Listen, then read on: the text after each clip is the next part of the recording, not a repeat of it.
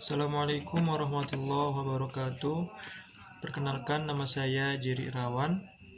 Saya mahasiswa dari Institut Agama Islam Darul Ulum Azhan Kisaran, Fakultas Syariah dan Prodi Hukum Ekonomi Syariah. Di sini akan menjelaskan sedikit tentang kode etik dari mata kuliah Etika Profesi Hukum dan Bisnis. Akan menjelaskan tentang kode etik. Yang pertama yaitu hakikat makna kode etik, dan yang kedua tujuan dan fungsi kode etik, ketiga penegakan kode etik. Yang pertama yaitu hakikat makna kode etik. Kode etik dapat diartikan sebagai pola aturan, tata cara, tanda atau pedoman etis dalam melakukan suatu kegiatan, pekerjaan, bahkan berperilaku. Kode etik suatu profesi adalah norma-norma yang harus diindahkan oleh setiap anggota profesi dalam melaksanakan tugas profesinya dan dalam mengarungi kehidupannya di masyarakat.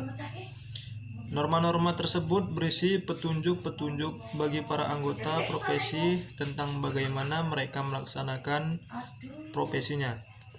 Dalam kode etik profesi juga terdapat larangan-larangan, yaitu ketentuan-ketentuan tentang apa yang tidak boleh diperbuat atau dilaksanakan oleh mereka yang merupakan anggota profesi.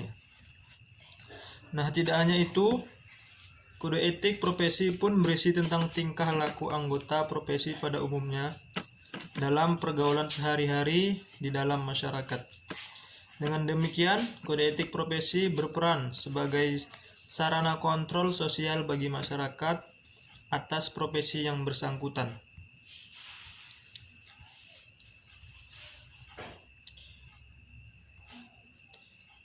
Tapi terkadang masih belum kita ketahui arti kode etik yang sesungguhnya.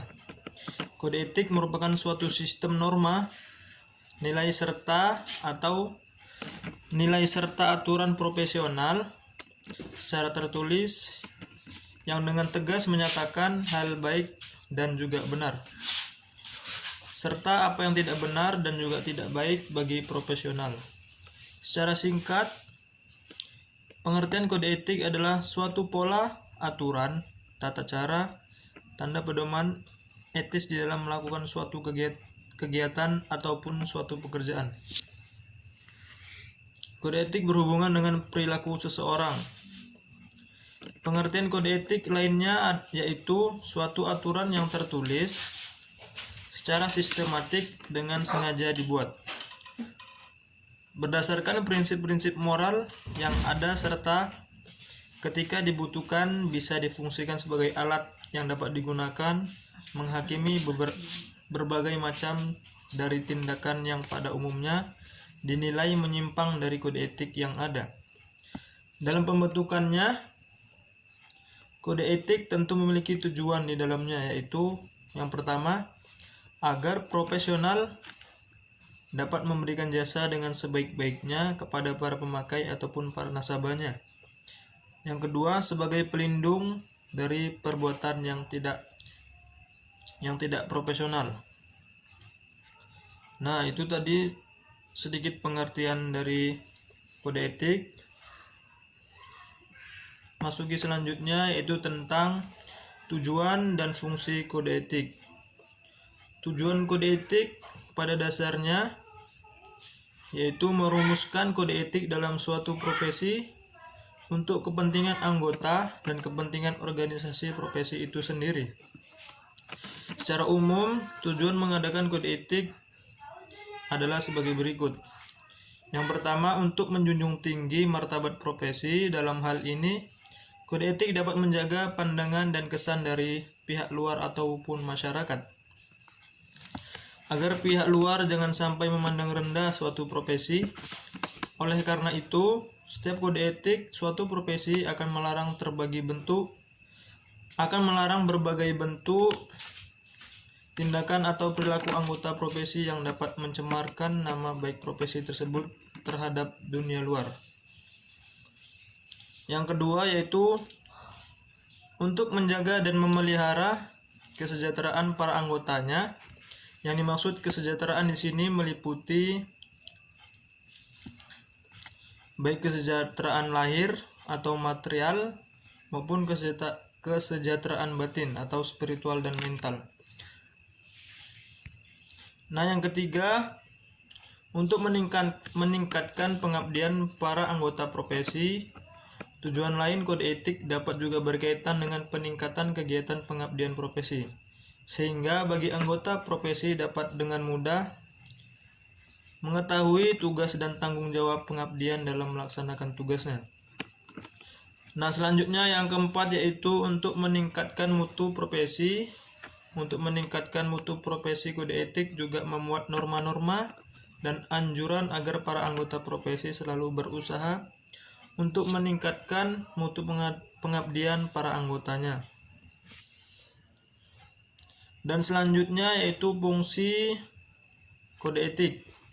Adapun fungsi dari kode etik profesi yaitu yang pertama, memberikan pedoman bagi setiap anggota profesi tentang prinsip profesionalitas yang digariskan. Yang kedua, sebagai sarana kontrol sosial bagi masyarakat atau profesi yang bersangkutan. Nah, yang ketiga, mencegah campur tangan pihak dari luar organisasi profesi tentang hubungan etika dalam keanggota profesi. Etika profesi sangatlah dibutuhkan dalam berbagai bidang. Kode etik yang ada dalam masyarakat Indonesia cukup banyak dan bervariasi.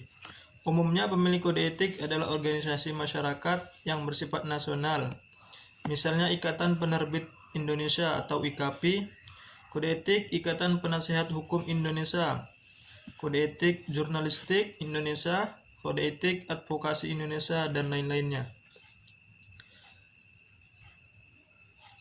Dan selanjutnya yaitu penegakan kode etik.